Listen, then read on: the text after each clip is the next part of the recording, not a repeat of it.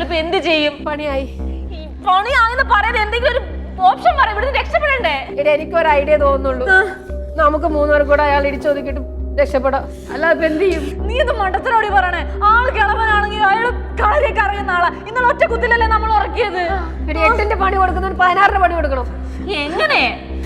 അത് നമുക്ക് നോക്കാം. നീ ടെൻഷൻ ആവല്ലേ? പുറത്തേക്കുള്ള വഴി എന്നെ ഇടിച്ച് തളർന്നു അല്ലേ? ഇതാ ഞാനിത് നിങ്ങൾക്ക് കളിക്കാൻ വേണ്ടി ഉണ്ടാക്കിയതാ. പിടിച്ചോ. പിടി, നീയും പിടി. വിശപ്പുണ്ടെങ്കിൽ അകത്ത് ദോശയും കറിയും ഇരിപ്പുണ്ട്, എടുത്തിട്ട് കഴിച്ചോ. ഞങ്ങൾക്ക് കഴിക്കാനൊന്നും വേണ്ട, ഞങ്ങളൊന്ന് പറഞ്ഞു വിടുവോ? ഇവിടുന്ന് പോകുന്ന കാര്യം ഒഴികെ ബാക്കി എന്ത് വേണമെങ്കിലും എന്നോട് പറയാം. ഫോണെങ്കിലും ഒന്ന് തരുമോ? അതും എൻ്റെ കയ്യിൽ ഭദ്രമായിട്ട് തന്നെ ഉണ്ട്. നിങ്ങളിത് ഞങ്ങൾ ഇവിടെ പിടിച്ചു വെച്ചേക്കുന്നത്. നിങ്ങളുടെ ഈ പൊട്ട വീട് ഞങ്ങൾക്ക് ഇഷ്ടപ്പെട്ടില്ലെന്ന് ആദ്യമേ പറഞ്ഞല്ലേ, പിന്നെ ഇത് ഞങ്ങൾ ഇവിടെ പിടിച്ചു നിർത്തിയേക്കുന്നേ. വീടിനെ മാത്രം കുറ്റം പറയല്ലേ മോളെ. വീടിനെ കുറ്റം പറഞ്ഞാൽ അകത്ത മുറിയിൽ ഉറങ്ങിക്കിടക്കുന്ന കുഞ്ഞുലക്ഷ്മി ഉണർന്ന് പുറത്തേക്ക് വരും. അങ്ങനെ പുറത്തേക്ക് വന്നാൽ പിന്നെ നിങ്ങളെ രക്ഷിക്കാൻ ആർക്കുമാകില്ല. കാരണം ഈ വീട് അത്രമാത്രം പ്രിയപ്പെട്ടതായിരുന്നു അവൾക്ക്. ഓഹോ, അപ്പൊ നമ്മളല്ലാതെ വേറെ പിള്ളേരെ നിങ്ങൾ ഇതിനകത്ത് പൂട്ടിട്ടുണ്ടല്ലേ? ഉണ്ടായിരുന്നു, പക്ഷെ ഇപ്പോഴില്ല. എന്നാലും ഇടയ്ക്കിടയ്ക്ക് അവളിവിടെ വരാറുണ്ട്. നിങ്ങൾക്ക് ആഹാരം വേണമെങ്കിൽ അടുക്കളയിൽ പോയിട്ട് എടുത്ത് കഴിക്കുക.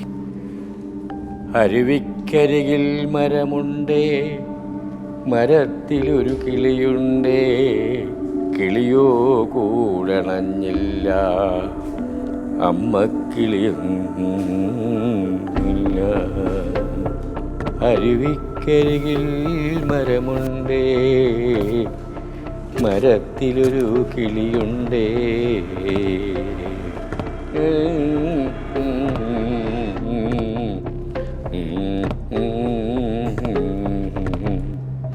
എടി, ടീന പറഞ്ഞതുപോലെ അയാൾ ഒരു സൈക്കോ ആണെന്നാ തോന്നേ. അല്ലെങ്കിൽ നമുക്ക് ഈ ഓലപ്പാമ്പൊക്കെ കൊടുത്തിട്ട് ഇങ്ങനെയൊക്കെ പറയുമോ? എടി, ഇതൊരു ഓലപ്പാമ്പല്ലടി, പിന്നെ ഇതൊരു സൂചനയാണ്.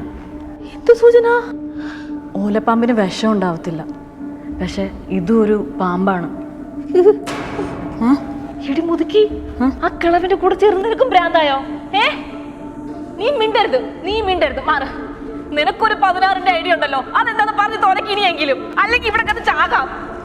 ഒരു കാര്യം ചെയ്യാം, ആദ്യം അടുക്കളയിൽ പോയിട്ട് ദോശ തിന്നാം.